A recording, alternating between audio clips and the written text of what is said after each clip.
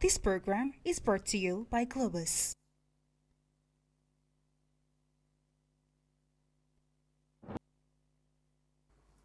How can we achieve an African agenda suitable for the realities of the 21st century? Multi-Africa, welcome, ladies and gentlemen. It is another important rendezvous here on your Pan-African Media Television on the platform Global Insight as we continue this time around to analyze the stakes pertaining the African continent, of course. We are revisiting May 25th of 2026. And of course, we're looking at how if Africa is actually fit for the realities of the 21st century to meet its own trajectory, to meet its own developmental agenda. So together again with a panel of experts, we're going to be exploring a very strategic and of course even very simple questions onto how we can attain the Africa we want. Remember the flagship Agenda 2063. Building the Africa we want. Just to note, ladies and gentlemen, that I won't be doing this alone, still accompanied by Rita MOTO. A pleasure for me this time to say hi to you, Rita MOTO. Hi, CLARISSE WIYDORVEN, and good afternoon. Welcome to you, televiewers, distinguished guests, and viewers across the globe. This is Global Insights. 63 years ago, our leaders met in Addis Ababa and asked a very serious question: can Africa govern itself? And today we are asking, reiterating the question even harder: can Africa compete? Can Africa survive? Can Africa lead in this 21st century? The Organization of African Unity, created in 1963, had as mission to eradicate colonialism and apartheid, defend the sovereignty of African states, and foster continental solidarity. Upon its transition to the AU in July 2002, the African governing body shifted its focus on a new era of economic integration, sustainable development, and global geopolitical cooperation. Nevertheless, the mission hasn't been a bed of roses. The African continent, known to be rich in cultural and natural resources, faces a myriad of challenges that threaten its growth, development, and voice in the era of fast-growing technology. Despite being home to the fastest-growing economies, Africa is grappling with insurgencies, poverty and income inequality, political instability and governance issues, environmental challenges, and most especially, an unskilled educational system. The dreams of a unified Africa through free trade and movement are still stalled, while the educational system doesn't yet reflect the local demand. Amid economic transformation, security crises, and the promise of an African continental free trade area, we are asking these questions and posing the stakes this afternoon. Do our institutions, skills, and infrastructure match the demands of the present era? How can Africa sit up to these realities? We unravel these and more in the course of this discussion with you and our panel of experts and you, CLARISSE. Absolutely, Rita MOTO, very pertinent questions or problematics you actually highlighted in your preamble, and I am very happy because we actually have the right people to analyze the stakes of this, because today many people are asking questions across the African continent as what we really need to totally liberate the African continent, to live practically an era of total integration, of unity, and of course solidifying that philosophy of Ubuntu. But before Rita, we introduce our panel, let's just have this insight with the African Union Commission chairperson getting that message which was sent forth on the 25th of May to all of the African continent and also to the friends of Africa before we get back to the program in total.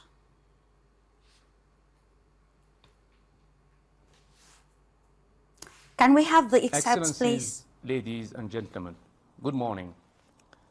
Today, Africa commemorates 63 years since the founding of the Organization of African Unity, a historic milestone that continues to inspire our collective pursuit of unity, liberation, dignity, and development. As we mark this year's Africa Day under the theme, 63 Years of Unity, Integration, and Development, let's celebrate together. We reaffirm our unwavering commitment to the aspirations of Agenda 2063 and to building the Africa we want. Africa Day is both a celebration of our shared heritage and a recognition of Africa's growing role in shaping global affairs. Guided by the spirit of Ubuntu, I am because we are. Our continent continues to champion solidarity, cooperation, and shared humanity in an increasingly uncertain world. Over the past year, Africa's voice has continued to gain prominence on the global stage. Our permanent membership in the G20 marks a historic step towards ensuring that Africa participates fully in global economic decision-making and contributes meaningfully to international solutions on peace, climate, food security, trade, health, and sustainable development. The African Union also continues to advance institutional reforms aimed at building a stronger, more effective, and more responsive union capable of delivering on the aspirations of our peoples. This year's African Union theme of the year, assuring sustainable water availability and safe sanitation systems to achieve the goals of Agenda 2063, highlights the importance of water security, climate resilience, public health, and sustainable development as essential foundations for Africa's future. Mesdames et messieurs, l'Afrique reste... Once more, good afternoon and a warm welcome to you, fellow viewers of Global Insights. At this moment across the globe, we are focusing on the 2026 Africa Day, celebrated always on the 25th of May, and amidst the complex intersection of socioeconomic, political, and environmental challenges that make up the 21st century realities which the dark continent is making face with. So in the course of this program, we are going to unravel our panel. Welcome, first of all, a host of panel. We have Mr. Paul Bekima, Professor Paul Bekima. He's a geostrategist. Mr. Paul, thanks for joining us on this program. I would like to hear from you your holistic appraisal. The Organization of African Unity turned the African Union is 63. What is your appraisal? Greetings, Rita. I want to say greetings to Clarisse also, to all the technicians, to all your viewers, and to all my co-panelists. I'm very happy to be here. So you asked me a direct question. I will try to give you a direct answer. Absolutely. The 21st century is defined by infrastructure, energy, digital system, and industrial capacity. So my answer will be like paradoxical a little bit. Why? Because if I look at the title of the debate, I will say Africa is fit, but Africa is not ready.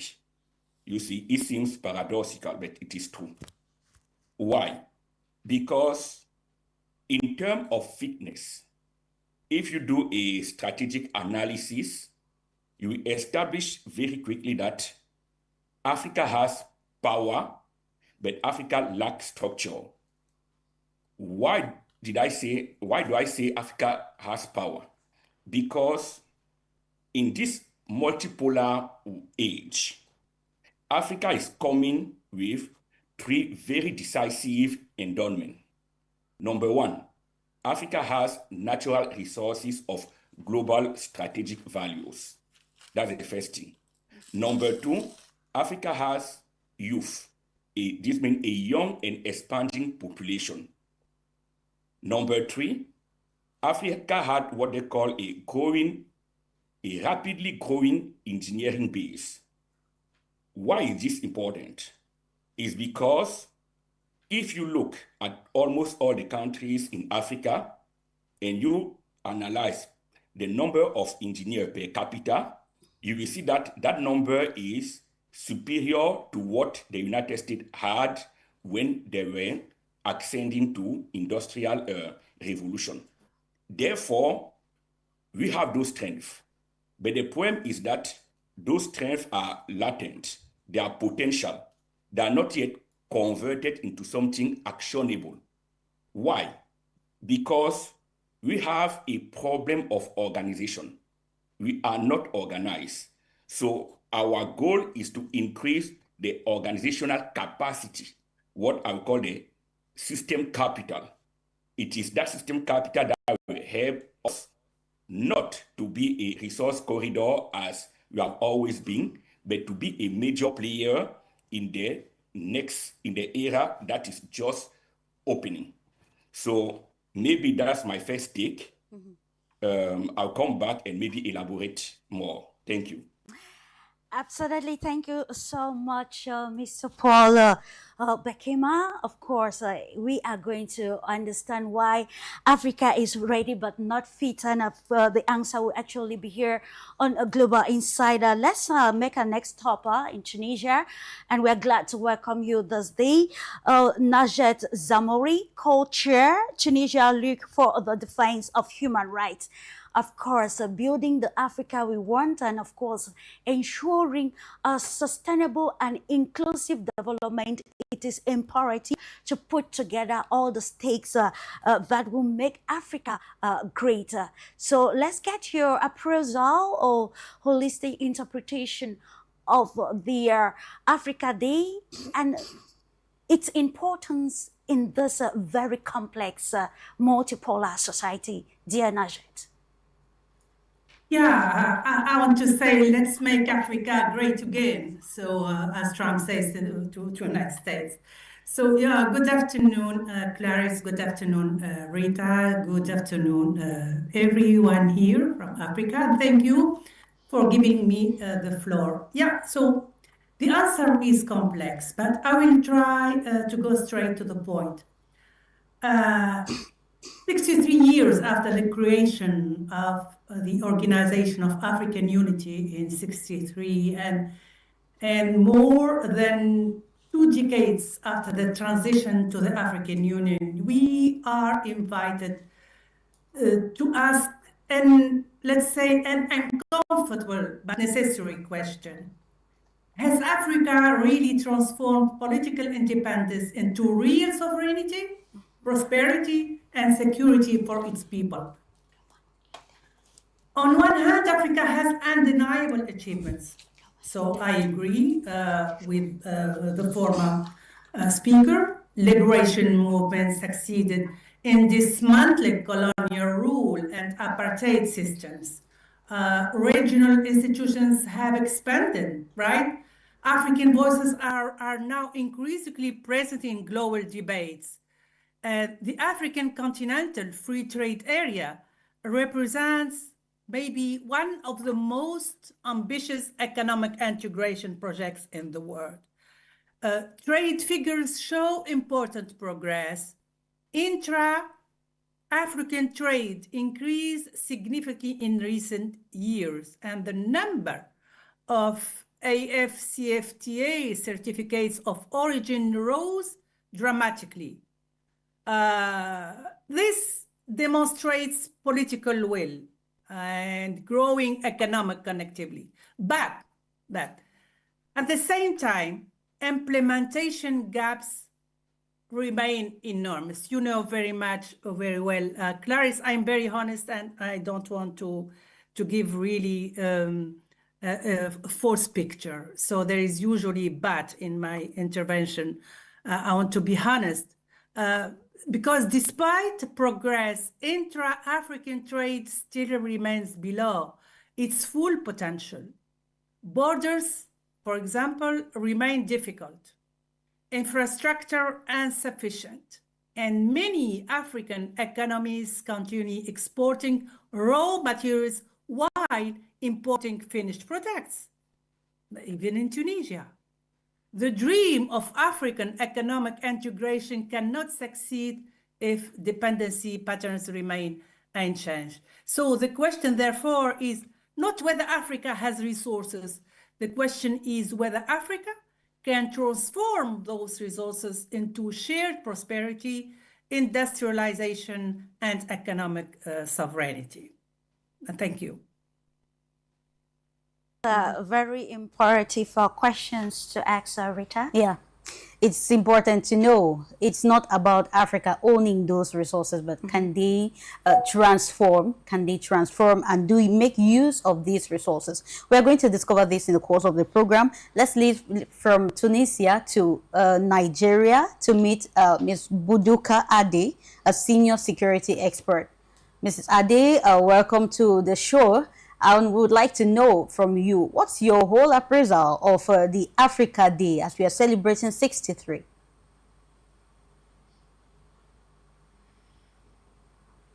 Ms. Ade? You'd like to turn on your mic, we can't hear you. Okay, well... yes, hello, hi, I was king on the... Okay. Yeah, I kept thinking of, well, thank you, and Rita, you've actually made my easy, your lineup of speakers, people who would deliver on so many of those that you have. And I just want to pick on the reality of the current day. When you look for me, set my toilet, I know the network of company or somewhere in the US, or you have plenty of who's never known because of the recruitment line. These realities are the 21st century realities. Now, I want to dive to a few days ago. I wasn't on the, with driving and traveling, through. I noticed that something stayed. I looked at houses on the water, many standing almost alone. There's a protection to living in gated estates or gated walls. I think we can get to you subsequently. Really high fence and we are unable to apprehend you. Ms. Ade, we can't get your feedback. The network is really breaky. I don't know if you could check that out. If you could check that out, we'll come back to you later. Let's have Mr. But can you see me? Yeah, it's really breaky. Like we can't get what you're communicating. So hopefully you try to maybe change your sitting position or the network provider you're using, and we'll come back. But can you see me? Yes, we can see you. And it's better now. Yeah. Okay. While hoping that Mrs. Ade will fix that. Is it better now? Okay, it's better. We can hear you now. Please just write down here. Can you can write on, Miss Ade? Can you hear me? Can you hear me clearly? Sure, we can hear you now. Okay, thank you so much. I just thought, I said, I was glad when I saw the light. Yes, I was glad when I saw Prophet Phelps speak, everything that I would have talked about. But I want to focus on, just the social part, peace and security. I was just saying that a few days, I was in Canoe, and as we made our way through the boat, I saw alone houses, and these houses didn't have fence over them, protection over them. And East African way, you see guns, you see high gates. I thought, what could be the difference? Because that really stayed with me. I asked myself, I said, what is the difference that someone can live in a society where you have this level of trust. You're trusting that nobody can evict your fence, nobody can come into your house. And this answer is not wealth, is not how much maybe the society has. I would say the things that I don't trust, the social security. If you look at the security in some of these African countries, it was every strengthening to make that happen. And today, for me, what is the conversation for Africa at Agenda 2063? It's mostly about how the quality of our society's security often determined by the reflection of the quality of our sources. When someone is satisfied, when someone have education, care, and when they trust the government, a lot of these things, are easier to achieve. So let me even go to the good news, which is Africa has already defined its destination. This agenda is so clear. It's not ambiguous. It doesn't need a lot of interpretation. It's a roadmap of our continental roadmap. And it tells us the Africa we want. We want a prosperous Africa, an integrated Africa. We want an Africa that is peaceful and driven by its citizens. Now, let me ask questions, just like Paul and the other co-panelists asked. Therefore, the question is no longer whether Africa knows where it wants to go to, but get there. How will Africa get to this that we want to go, which is the reason why, I would say that security creates an environment in which that development can happen, because no investor wants to be on chaos, no port function in no trade corridor thrives in conflict. It would take security to be able to achieve some of these desires and aspirations Africa has. Thank you. Thank you so much, Madam Bujuka Adi. In the same perspective, we are going to take us now to South Africa, precisely Johannesburg. Let's welcome the Pan-African Leadership Coach, the person of Good News Cadogan, and of course still in the conceptual framework understanding of the importance, the relevance of the Africa Day in today's society. Mr. Cadogan, you are most welcome to Global Insight this moment. And in your perspective, do you think Africa has all the parameters it needs to be able to be included in the agenda of the 21st century realities? Good evening to my fellow panelists and to you and to your co-presenter, as well as your listeners across the world. Africa is not yet ready to be seen as a serious collaborating partner insofar as the needs of the 21st century are concerned. But I have a slightly different kind of view that says Africa is poised to be a major player. By leveraging the young population that Africa has, it means that we are ready to provide the labor needs to actually respond in a very positive way to the needs of delinking Africa from the burdens of the Berlin Conference that created this burden of the inability to actually be a major player, that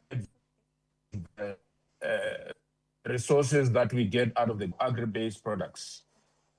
I believe that the AFCTA that has been put together now is also another pillar that helps Africa to be ready to participate in that. Agenda 2063 is a blueprint specifically designed to actually delink Africa from the burden of the Berlin Conference. We need to actually focus on how we can create strong trading blocks that are regional in nature, so that the SADC region creates a center of excellence. If we can do that, we can then say we are on a path. The leadership or the quality of leadership, both in business and in politics, needs to change and become better. And one of the two levers that they can use there is the consciousness to the history, and second to that is the philosophy and the politics and the narratives that drive leadership. So if you can depersonalize leadership and get the leaders on the continent, government leaders, to collaborate and actually subordinate themselves to the need of Africa rather than personalizing leadership. If, for example, I were to be president in South Africa and I want good news to be famous, then I'm in the wrong seat, because it's not about me. Neither is it about South Africa only. It is about the region, it's about the continent. I should be asking myself questions. How do I make Africa to be ready for the 21st century? I'll end there for now. Thank you. Thank you, Good News Cadogan, for that take. We're going to go over to the United States and take Dr. Nyaka Lagoke. He's an Ivorian American joining us from the United States. You are an associate professor of history and Pan-African studies at the Lincoln University. Dr. Nyaka, welcome to this program. Yeah, thank you very much for the opportunity. It's a pleasure to be here. I was good news. Why are you smiling? You disappeared, and then you surprised to see me in the show. You're lucky that Clarisse and Rita are good people. I was going to go after you in the show, but I will not do that. I'm going to spare your life today. So okay, I'm happy to be here, and then we're going to have a nice conversation. So I was in another one on TikTok. So Clarisse was calling me. I'm so sorry I could not, because it was my phone and I have only one device. So I'm here. I told Clarisse that I will never let her down. So I'm here. So thank you, Dr. Nyaka. Thank you, Dr. Nyaka. So while you're here, can you tell us, we have the Organization of African Unity that shifted in 2002 to the African Union, and it shifted also its intentions or its motives from the eradication of colonialism to now focusing on economic integration, sustainable development, and global geopolitical cooperation.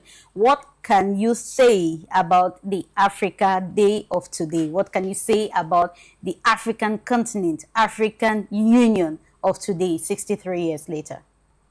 Okay, thank you very much. I am going to inform you that I'm going to take around 5 minutes. I don't like to do that because I want to give quickly the history of the Africa Day, because it is important.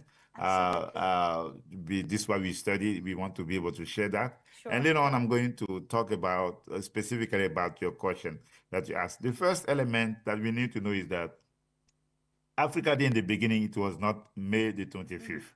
We have to know that.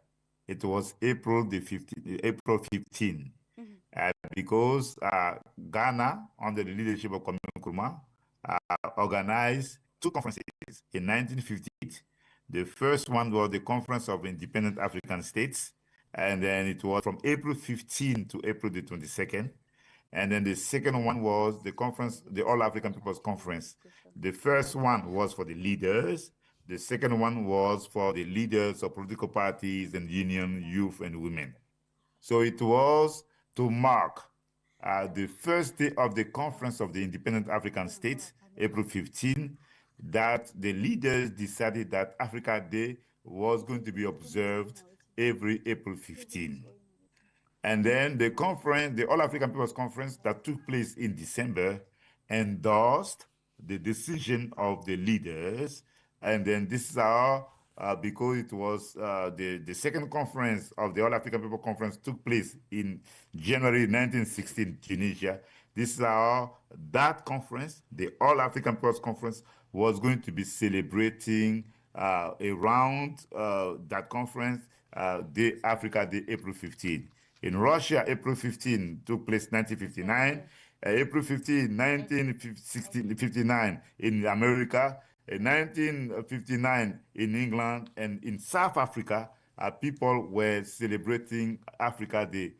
And now when after Casablanca and Monrovia, when they met in Addis Ababa, this is how the Organization of the African Unity decided to endorse the decision of the Conference of the Independent African States, implemented by the All African People's Conference. This is how Africa Day became May the 25th. That is the history.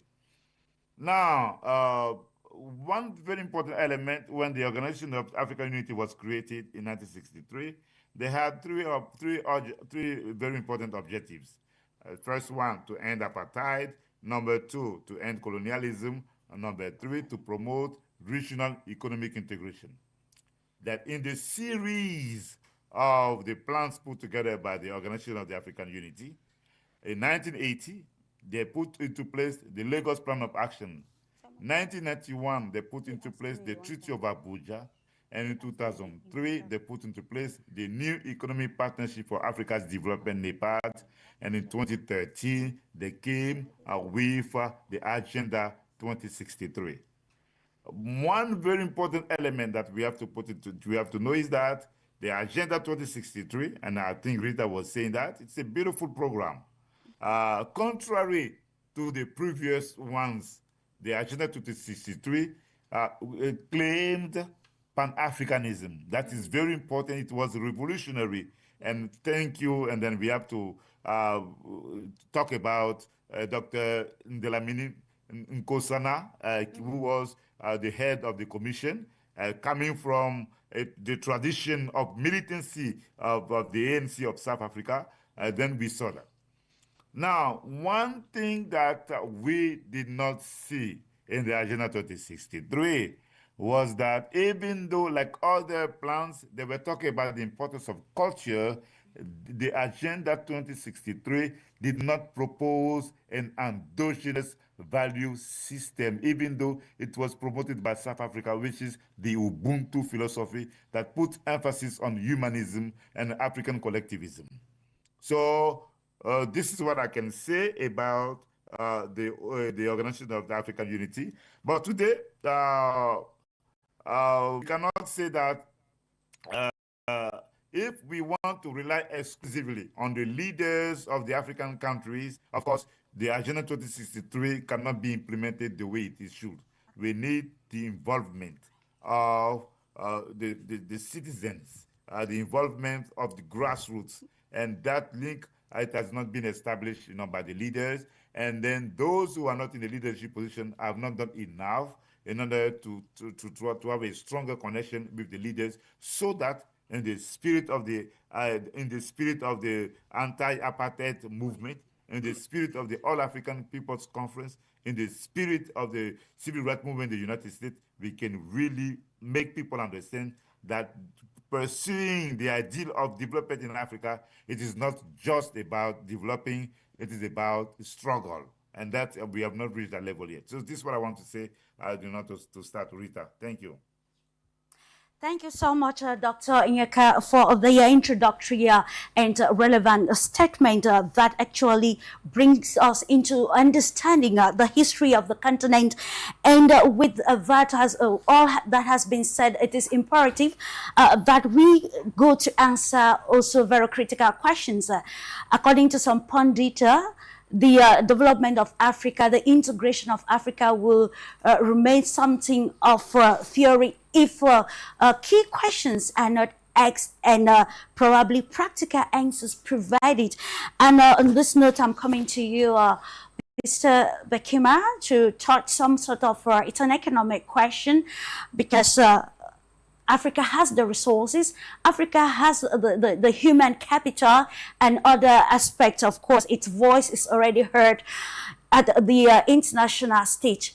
But then there is this very important aspect of that most at times we do not have a concrete answer to it. That is Africa's monetary prowess, and how this alone is the reason why the continent is still very slow or subtle in achieving the defined objective enshrined in its Development Agenda 2063. Let's understand today Africa's monetary condition, and how this alone, the lack of monetary independence, explains why today you said in your preamble that there is the power, but then there's no structure. Let's understand all of these core, very relevant aspects to know what needs to be done and fast. Okay, thank you again. Allow me to say hi to my fellow panelists. I like to do that all the time. Absolutely, yeah. Amohi, Ms. Ade, Mr. Kadogan, and Joseph Nyaka. So I started with somehow an optimistic view, and now we are digging a little bit into I want to say the downside. Sure. You talk about the financial and monetary structure in Africa, but that's just one aspect of our issues. Because if you do a strategic analysis or diagnostic of our problems, you will see that the system breaks down in 5 points.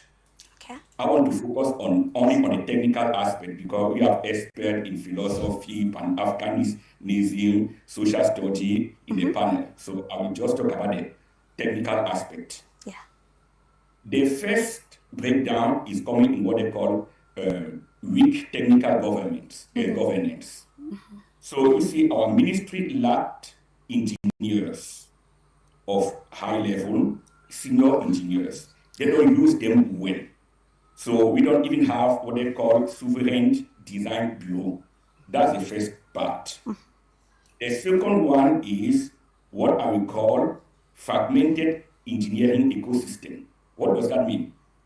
We have professional engineers body, but they are underpowered because our system is not organized to use them. So that's why they sit usually in offices and they don't use their capacity as engineers. Why? Because that leads to the third part, which is the low absorption capacity. So to say that engineers are trained, but they are not integrated into a national project.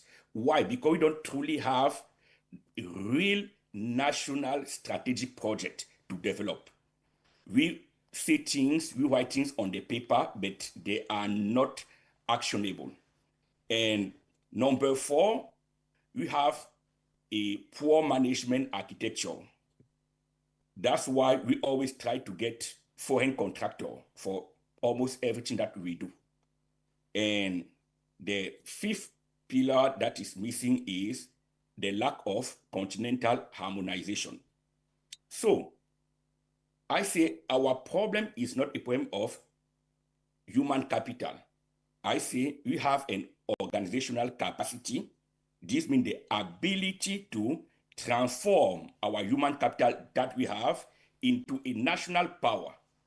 So to contrast, I think I will do it on my next take. I want to contrast what we are doing with what those who are leading the way are doing. So we put things in perspective and start understanding how to fix the problem. So I'll stop here for now. Thank you. Thank you so much. It is imperative. We'll continue to talk because it is relevant. And let me come back to you this time around to get your voice. Good news, kid, again, not sidelining the ladies. But then in line with the question that has been asked pertaining monetary, independence, we want to know with you, the Pan-African Leadership Coach, the place of the Africa Peer Review Mechanism that underlines governance, and if actually there are some major strides recorded already to ensure some sort of, practical integration, African currency that will holistically solve for majority of the problems that the continent is facing at the moment, to have a strong economic and sovereign voice when it comes to making decisions involving management, governance, and strategic positioning, just as Mr. Bekima highlighted.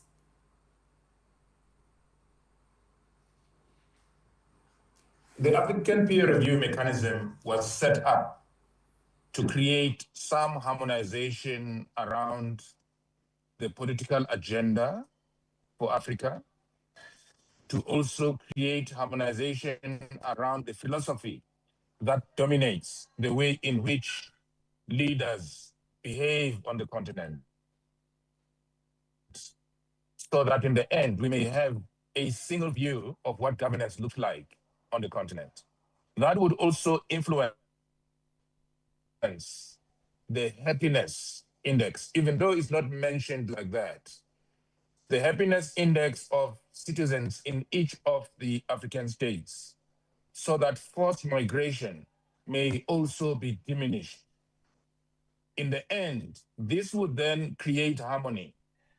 I do not want to underscore or make it trivial, the point that has been raised by our panelist here, Paul Bekima, because without being able to do things technically and not having engineering capacity is a function of the politicians. The politicians are supposed to create centers of excellence, region by region, and making sure that that engineering infrastructure and framework around which the implementers of these projects work, it transcends political nuances. It transcends economic nuances. Capital is one of the biggest challenges that Africa has, the inability to raise capital. And added to that is the other disciplines that are attached to the engineers that would allow for creation of new infrastructure around transportation of goods. It's much more easier to ship a container to Europe or to America than to ship a container between the two coasts, the West Coast and the East Coast of Africa. We also don't have an agenda that says, for example, how do we beneficiate cocoa? How do we create end user products that can be of a standard, that can be exported to the major end users, which are in the West, which are in Europe and in America?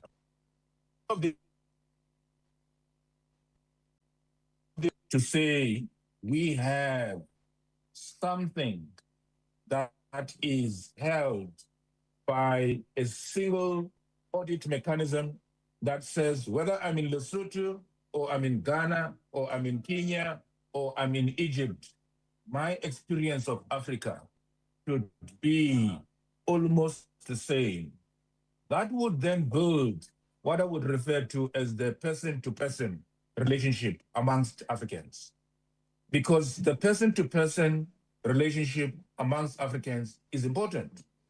If, let's say, for example, even on this panel, we were divided around which country we come from and not united by the fact that we come from the same continent, we wouldn't be able to create coherence by the end of this session, because we will be pulling apart and not pulling towards creating an Africa that is closer to Agenda 2063.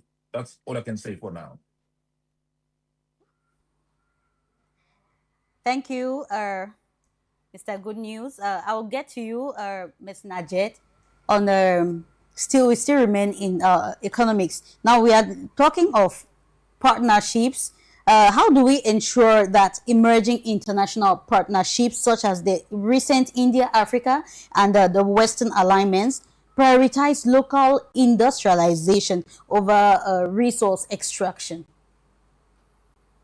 Yeah, so thank you for the question, but allow me, Rita, to react to a few of the ideas that have been raised during this discussion. Africa is not unprepared because of its people. Africa's greatest asset is its people. its young population, its entrepreneurs, its farmers, its researchers, artists, its workers, and its vibrant civil society. Across the continent, millions of Africans are already creating innovative solutions. We didn't forget that. We should recognize that. They are creating solutions to local and even global challenges. They are building businesses, defending rights, advancing technology, and strengthening communities despite difficult circumstances, mainly political difficulties. What holds Africa back is not a lack of talent, so ambition or resilience.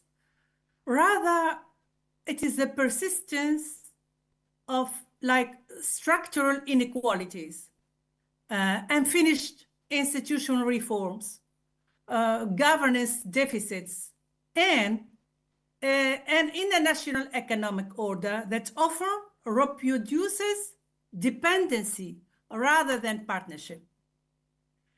But Africa's future remains open, you know.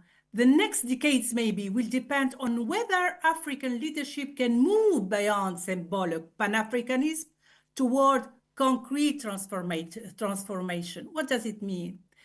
I mean, from extraction to value addition, from dependency to sovereignty, from fragmented markets to genuine economic integration, from crisis management to long-term vision, strategy, and from rhetoric to implementation.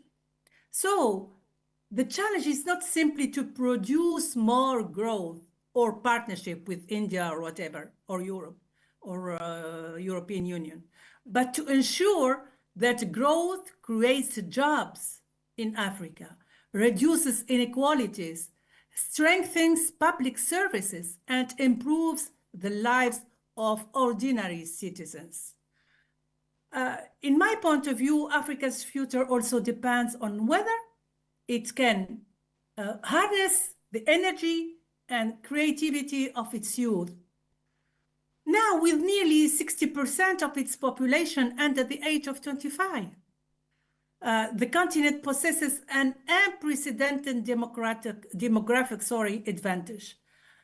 If provided with quality education, digital skills, decent employment, and meaningful political participation, this generation could become the driving force behind Africa's transformation. At the same time, Africa must strengthen democratic governance, protect civic space, invest in science and innovation, and build institutions that inspire trust and accountability. Ultimately, Africa's future will not be decided only in summits or here, maybe foreign capitals or financial institutions. It will be shaped in classrooms, grassroots associations, universities, in local communities and social movements, in business and innovation hubs, and wherever Africans organize to build a more just, peaceful, and prosperous future. So the real question is, therefore, I repeat my first question, is whether Africa is really fit for the 21st century. So I think it would be fit when we can find solutions to all these questions, or even answers to these questions. Thank you. Thank you very much. Thank you for your take on that. Let me go to Nigeria and join Ms. Ade. Ms. Ade, let's take on something security. Now, looking at the 2063's emphasis on integration and peace, what role should private security practitioners play in supporting cross-border stability and reducing the transnational crime while respecting state sovereignty and regional legal frameworks? Okay, thank you very much. I hope now you can hear me clearly, and that's part of technology that we need to improve in We need Africa. to, indeed. I was alluding to the fact that that social security was going to lead to peace and security, and that's my belief in my interaction, having worked in the sector for about 2 decades. So if Africa is to become truly integrated, which is our desire, then security must become more collaborative. I can tell you one thing, Clarissa, the criminals understand very well that borders are usually just administrative lines, So the smugglers, the traffickers, the criminals, and the terrorist network, they do not respect national boundaries. They carry on their duties just the way they have planned it. And I can tell you, the private security can play significant role. It's not a replacement for government. We cannot say that we would perform the state duty, but private security is a force multiplier in that, we are in every infrastructure you can think of, the telecommunication, if you go to the trade routes, and the history of, private security, where businesses or private businesses started trusting them for carrying out some of these security challenge or needs they want to see. Our role really is to provide intelligence support to protect supply chains during the course, even when you're farming or agriculture, that supply chain or transportation, we provide support and to secure critical infrastructure. If you go to critical infrastructure, you would see that you will find a private security guard. And we act, as responsible partners because we have some kind of legal backing that tells us, this is what our command or command is. And I want to say that private security must, support. It must retain, the state must retain command. And for me, the future lies in greater information sharing. When we're able to share information between where we're securing, because the private security personnel is the first line of defense. When you go to an event center, when you real estate, when you go the trade routes that you're going through, there are some facilities that hire the services of private security to secure them. And African states would need them to be more coordinated, more standardized, and to help to improve the security needs. And I can tell you the agenda of 2063 speaks about integration. That is the vision of the agenda. And that agenda, then security cooperation must become part and part of that agenda to be able to be achieved. So that's what I would say, because I would still liken it to, peace being part of, what security brings. And in the absence of security, you will not have peace.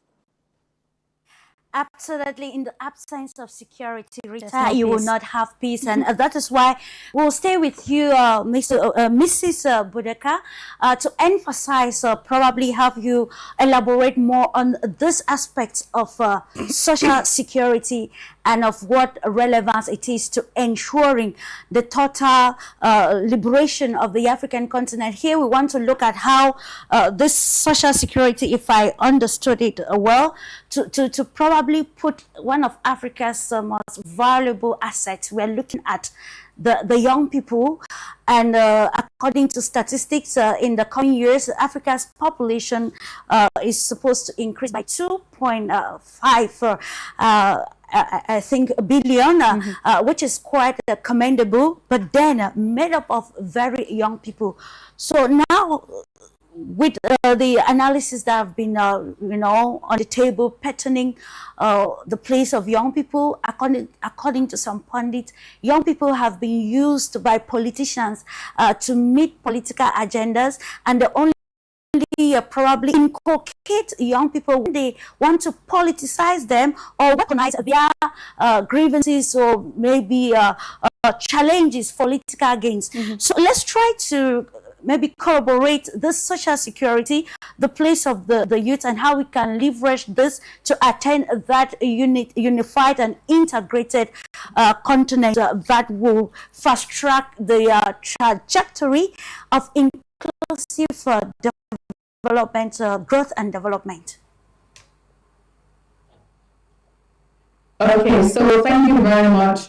And that's why I felt that my focus would be on the social security. Okay. Because when you look at how other climes have no gains, no barriers, no high wall, then you now ask, how did they achieve that?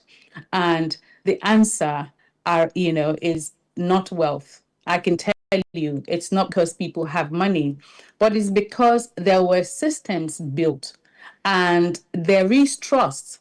Someone knows that if I don't have a job, my government has my back.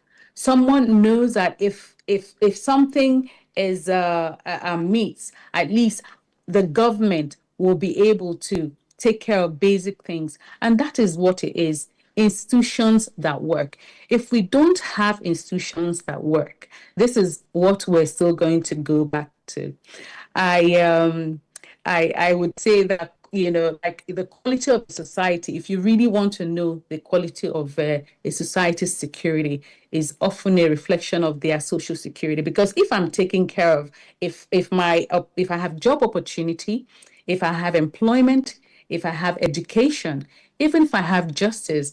And recently I was trying to do something with regards to the way the security guard is even perceived, because they are doing a stopgap work. They turn up because there's no other job, and then you have a mindset issues, because there are basic social security matters that has not been dealt with. So you see that besides all that you're having, you still have a situation whereby the society is challenged because institutions don't include them. When citizens trust institutions and they feel very comfortable that if I don't have a job, at least there is a system that will make me survive. When trust breaks down, because that's what it is, when trust breaks down, you will see that we then have to buy bulletproof doors, because those children that you have not educated and you have not given opportunity, they are vulnerable, and they can see in the line of recruitment structure for no guns. You see that someone in the village who does not know any other thing can be given a gun to handle. And when that kind of person holds a gun, the power is transferred to him because he has a weapon, and that's the effect of not having good social security system, that the youth can be engaged. And fortunately or unfortunately, there is a positive side of us having younger population if we're able to harness that rightly. But in the case of what is going on, we know that they are not well engaged, and so you will still have these security challenges. So I don't know how much we can do the mathematics. If social security is equal to peace and security, now tell me, if you don't have social security, then you know that you will not have peace. And all of these agenda that all of these itemized activities in the Agenda 2063, it would be difficult to achieve them without a good social security in our different states or countries there is in the African nation. Imperative, because where there is peace, there's bound to be development. And now we come back to you, Dr. Nyaka. still in line with this piece. We want to see how the philosophy of Pan-Africanism, because in the 21st century a lot has evolved, and then we want to look at how this ideology of Pan-Africanism has also evolved, maybe practically, to solve the realities of our time, that is the 21st century. So in your own perspective, and being a strong voice and of Pan-Africanism, can we today say that the Pan-Africanism is still some sort of a viable philosophy that has inculcated the realities of the 21st century, particularly on the aspirations of young people? Or has it become some more of rhetorics, where every time we sing about the dictate, or probably the preamble that was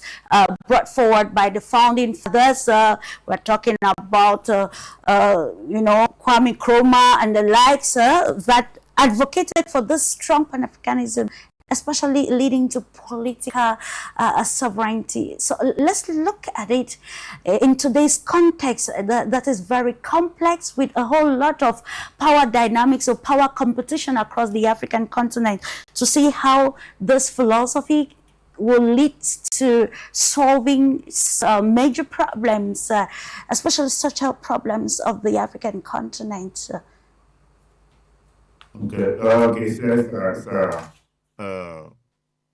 It's a big question, but I'm going to try and be brief.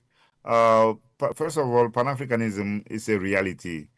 Everything I heard from Buduka, from Najet, Zamuri, from Bekima, good news, even if they did not use the word, but anytime we are talking about a collective consciousness of Africans, it is Pan-Africanism. That is the beginning of the conversation. Number two, Pan-Africanism has multiple dimensions.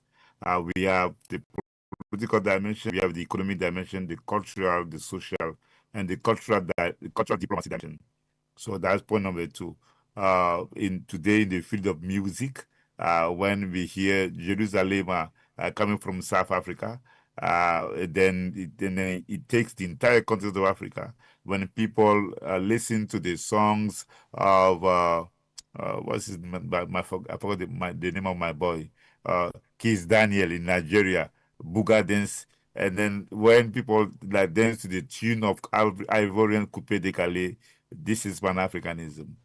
When we see the competition in Ivory Coast of the Africa Cup of Nations, the way it was organized, and everyone is connecting to that African Africanism. When South Africa organizes the World Cup in 2010, and then Ghana, the first country to be independent sub-Saharan Africa, go to the quarterfinal, and the mobilization of the entire continent of Africa, that is Pan-Africanism. When Morocco reaches the semi-final on the World Cup 2022, and we see the entire continent of Africa, blacks, whites, and Arabs, Indians, everyone supporting Morocco, that is the Pan-African consciousness. We have to agree on that first, because sometimes people talk about Pan-Africanism, it is something that is alien, something of the two centuries ago. No, that is Pan-Africanism. When we see what is happening in Senegal, and we see the mobilization of people around Ousmane Sonko for the economic sovereignty of Senegal, that is the expression of Pan-African. Same thing with the Sahel states. We may not agree with the military regime, but when we see people mobilizing in the diaspora everywhere, this is Pan-Africanism. Or when we see people praising Malema, Julius Malema in South Africa, this is Pan-Africanism. When South Africa expelled the migrants or the immigrants, and everyone is talking about it, this is the Pan-African conversation. Now, there is another element that we need to take into account that we don't always talk about. At the level of the African leaders, that something is happening. And it started again with South Africa. I'm sorry, it started with the Agenda 2063. Since the Agenda 2063, we see that there are many countries that are taking the lead to organize some campaigns. Togo even though have some differences with Togolese minister, Togo organized the Non-Pan-African Congress. And then Kenya, Ruto, organized a big one on climate justice. And then we see, for instance, that Algeria organized last year a conference for the crimes of colonialism.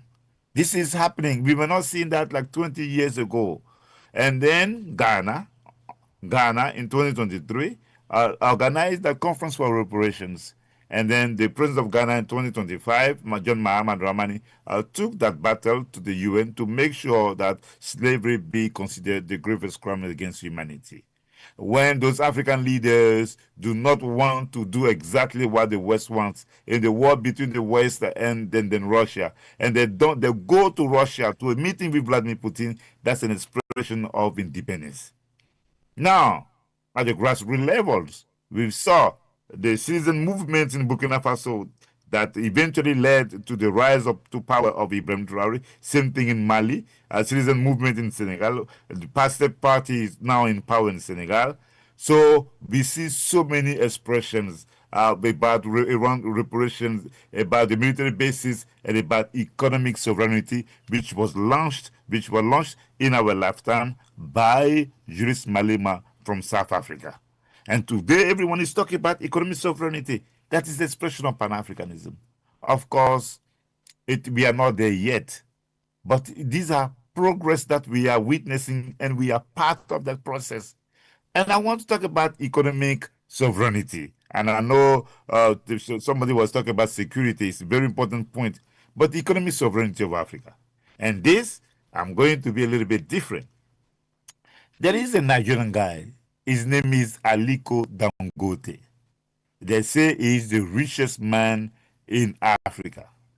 Aliko Dangote decided to to create a refinery in order to reduce the dependency of Nigeria on like oil or fuel that will be coming from overseas. In the beginning, the neo-colonial forces and then the consensus of Washington consensus, they did everything possible to prevent him from creating his refinery. He did. In the war between the West and in Iran, or between America, Israel, and against Iran, and then we saw the price of oil went up, but somehow Nigeria is doing better now than it would have done if there was not Dangote's refinery.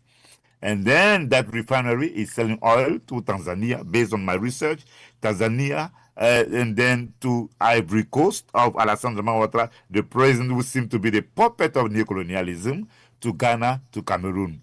This is what we are seeing. And then I mentioned Aliko Dangote because this is a part of the story of Africa we don't hear people talk about. We need to have shows on the economic sovereignty or the agenda of those who are fighting for the economic sovereignty of Africa in the private sector. There are many. I know Najet, Adley, and then Good News can give me many other names. And I want to now mention one name. His name is John Doe Kofi Gervais. He is 95, and people don't know him. I know him because I've come from Francophone countries, and then I've read his book.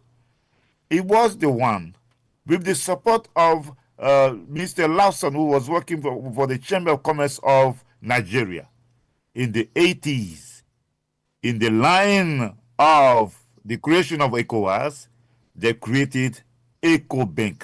EcoBank, which is ECOWAS Bank. Today, EcoBank is one of the most powerful banks led by Africans, which is spread across the continent. And the same John Doe Gervais created Aska Airlines with the support of Ethiopian Airlines.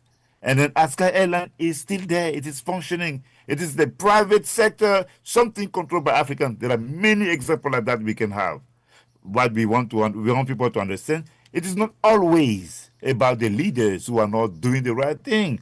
We know Nigeria is not a functional country, but the Nigerians are the ones who are contributing to the revolution in the banking sector in West Africa. This is how we can flip the script. This is how we want us to see. And then I'm going to say what I'm going to say now, and then I'm going to fall on Bekima. Listen, sometimes people talk about Nelson Mandela, and then they say that Mandela was a sellout, which is not true. We appreciate Mandela's work, great thing that Mandela did. But as I was reading about Jebe Kofi Jondo from Togo, in his book, Africa First, he put a criticism of Mandela. And I want to share that with you. When Mandela became president, of course, he espoused, embraced the neo-colonial agenda because the Soviet Union was collapsing. And then the neoliberal agenda was triumphant. So Mandela accepted to get money from the IMF in order to go somehow, in order to dismantle the shackles and the stigma of the white supremacy which was enforced in South Africa for more than 340 years. It was a mistake. What Kofi Jondo said, South Africa could have reached out to those black business people or those African business people who were already doing great in the field of business. Example, Jebe Kofi Jondo, who had already created EcoBank and some other people, in order to be able to try and do its development. If South Africa did not have like a black elite to be the leaders of the revolution in the private sector, Mandela could have reached out to other leaders in the private sector coming from other countries. Mandela did not do that. Okay. So today, that is what we want to see. Aliko Dangote is doing that job. It is part of the economic sovereignty of Africa.